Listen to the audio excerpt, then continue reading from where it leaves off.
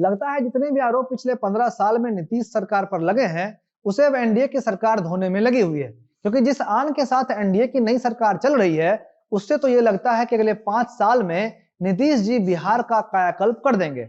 अब ऐसा क्यों, ये जानिए। नमस्ते, मेरा नाम मोहन शर्मा है और आप जनता जंक्शन देख रहे हैं। ये हमारा कार्यक्रम सुबह सवेरे है, इसके माध्यम से हम आपको बिहार की 5 प्रमुख खबर बताते हैं। अब आइए वापस नीतीश जी पर। पिछले कुछ दिन पहले जब नीतीश सरकार बनी थी तो नीतीश कुमार ने पिछले शनिवार को एक समीक्षा बैठक की थी। यह समीक्षा बैठक बिहार में नियम और कानून को लेकर बुलाई गई थी। इसमें शराबबंदी को लेकर बहुत कड़ा कदम लिया गया था। नीतीश कुमार ने साफ साफ पुलिस मुख्यालय को यह आदेश दिया था कि जितने भी पुलिस वाले अपने इलाके में शराबबंदी को लागू नहीं कर पा रहे हैं उन्हें सस्पेंड करके उन पर कार्रवाई की जाए। जिसके बाद कुछ टीम ने इलाकों में घूम घूम कर यह देखा कि कहां शराब की होम डिलीवरी हो रही है या फिर कहां शराब बनाया जा रहा है। ऐसे 4 पुलिस वालों को ढूंढने के बाद इन पर तुरंत एक्शन लिया गया और इन्हें सस्पेंड करके उनके ऊपर कार्रवाई भी की जा रही है। और अब शराबबंदी के बाद वैसे 644 पुलिसकर्मी पर कार्रवाई हुई है जिनके ऊपर विभागीय कार्रवाई पहले से चल रही थी। इनमें से किसी पर बालू का अवैध खनन, भूमि संबंधी मामले और भ्रष्टाचार के मामलों में लापरवाही बरतने का आरोप लगा हुआ था। इसे लेकर बिहार सरकार ने नोटिफिकेशन जारी करते हुए लिखा था कि भ्रष्टाचार के मामले में लापरवाही बरतने वाले 644 कर्मियों पर कार्रवाई की गई है। वहीं 85 पुलिसकर्मी को नौकरी से बर्खास्त कर दिया गया जिनके खिलाफ भ्रष्टाचार में शामिल होने के सबूत मिले थे। हालांकि एक अध्ययन इस बात का दावा भी करता है कि बिहार की प्रशासन व्यवस्था लगातार पटरी पर से उतर रही है और जब भी कोई संस्था बिहार को लेकर रिपोर्ट देती है तो सुशासन के दावे फटकर बाहर आ जाते हैं। अगर अप्रैल महीने की बात की जाए तो जनवरी से अप्रैल तक केवल 404 रेप की घटनाएं और 874 हत्या हुई थी। यानी हर महीने 101 रेप हुआ और 218 के लगभग हत्याएं। इस बात का जिक्र करना भी जरूरी है कि ये आंकड़े ऑफिशियल है, यानी जो रजिस्टर्ड हुआ है। जो रजिस्टर नहीं हुआ है उसका कोई माय बाप नहीं है। एनसीआरबी का एक डाटा यह भी कहता है कि देश भर के 19 सबसे व्यस्त शहरों में होने वाली घटनाओं में पटना पहले स्थान पर आता है। वहीं अगर शराबबंदी की सच्चाई की बात करें तो पिछले 1.5 महीने में चुनाव के दौरान करीब 1 अरब 25 करोड़ के आसपास की शराब जब्त हुई है। इसलिए अगर नीतीश जी को बिहार में वाकई सुशासन लाना है तो इन सब बातों को लेकर भी समीक्षा करना चाहिए। और अगर सुशासन शब्द को सिर्फ नारों तक ही सीमित रखना है तो जैसा चल रहा है वैसा चलता रहेगा।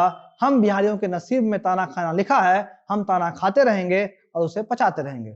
अब दूसरी खबर, जैसा कि हमने आपको शुरू में बताया था कि नीतीश सरकार अपने ऊपर लगे आरोपों को धोने में लग गई है, यानी शॉर्ट में Nitish Kumar is in action mode now. NDA की सरकार ने कॉमन मिनिमम प्रोग्राम बनाने का निर्णय लिया है जिसके अंतर्गत 7 ऐसे बिंदु रखे गए हैं जिससे बिहार का विकास एनडीए के सभी घटक दलों के मैनिफेस्टो के आधार पर हो सके। एनडीए के घटक दल जदयू, बीजेपी, हम और वीआईपी ने बिहार के विकास को लेकर जो भी बात कही थी उसे धरातल पर उतारने के लिए सभी बातों को निचोड़ निकालकर 7 बिंदु तैयार किए गए हैं। पहला, 7 निश्चय पार्ट 2 पर मजबूती से काम करने के अलावा हर खेत तक पानी पहुंचाना। दूसरा, हर जिले में मेगा स्किल सेंटर खोलना, युवाओं को रोजगार के लिए नई तकनीकी शिक्षा देना, इंटर पास करने पर लड़की को 25,000 और स्नातक पास करने पर 50,000 की इनामी राशि देना। तीसरा, गांव में सोलर स्ट्रीट लाइट लगवाना, बेघर और भूमिहीन लोगों के लिए बहुमंजिला इमारत बनवाना, सभी जिलों में वृद्धाश्रम खोलना। पांचवा, बेहतर यात्रा के लिए सभी शहर में बाईपास बनाना, हर गांव तक अच्छी स्वास्थ्य सुविधा पहुंचाना और बीजेपी के आत्मनिर्भर बिहार को पूरा करना। पांचवा, हर बिहार वासी को कोरोना का वैक्सीन मुफ्त में मिलना, मेडिकल इंजीनियरिंग समेत सभी टेक्निकल शिक्षा को हिंदी में उपलब्ध करवाना। छठा, 1 साल में पूरे प्रदेश में 3 लाख नए शिक्षक की भर्ती करना, आईटी के क्षेत्र में 5 साल में 5 लाख रोजगार देना, 1 करोड़ महिलाओं को आत्मनिर्भर बनाना और 1 लाख लोगों को स्वास्थ्य विभाग में नौकरी देना। और सातवां, 2024 तक दरभंगा का एम्स शुरू करना, धान और गेहूं के बाद दलहन की खरीद एमएसपी पर करना और 30 लाख लोगों को 2022 तक पक्का मकान देने का वादा भी किया गया है। तो ये 7 ऐसे बिंदु हैं जिसे लेकर एनडीए की सरकार काम करेगी, लेकिन इस बात की जिम्मेदारी हम नहीं ले सकते कि ये सारे काम होंगे या फिर नहीं।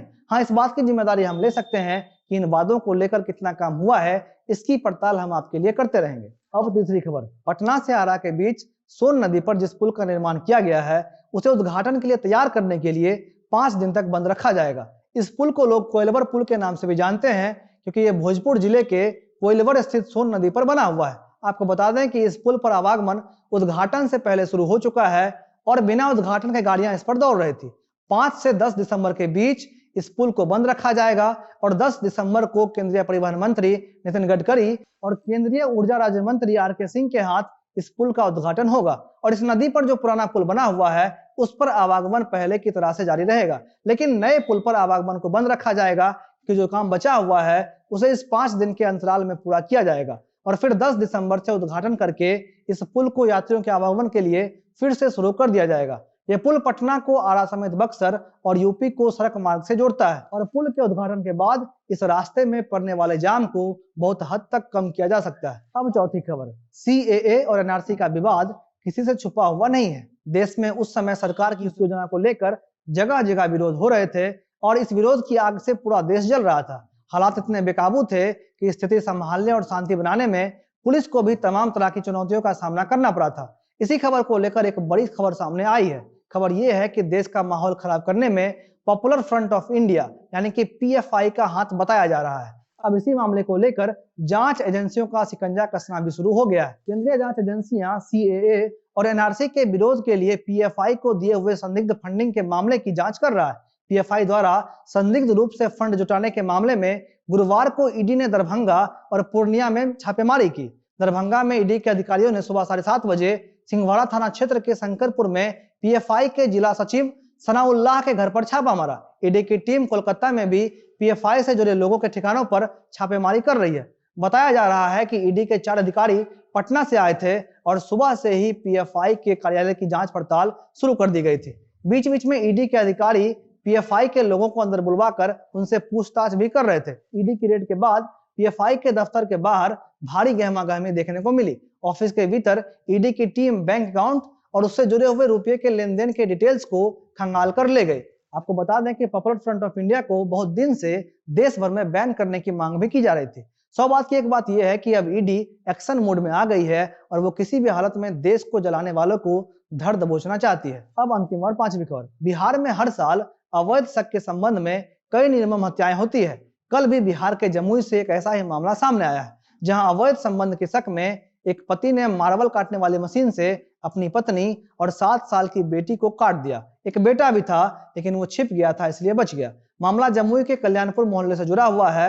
हत्या की जानकारी मिलने के बाद पुलिस घटनास्थल पर पहुंचती है और फिर शव को कब्जे में लेते हुए छानबीन शुरू कर देती है। जो जानकारी मिली है उसके मुताबिक कल्याणपुर निवासी प्रमोद तांती ने अपनी पत्नी रीता देवी और 7 साल की बेटी को मार्बल काटने वाले ब्लेड से गला रेतकर उसकी हत्या कर दी और हत्या करने के बाद प्रमोद वहां से भाग गया। लेकिन इस पूरी घटना को उसके बेटे ने देख लिया और उसी ने आसपास के लोगों को बताया, जिसके बाद पुलिस घटनास्थल पर पहुंचती है और फिर छानबीन शुरू होता है। मामला अवैध संबंध का था। प्रमोद को शक था कि उसकी पत्नी का किसी के साथ अवैध संबंध है।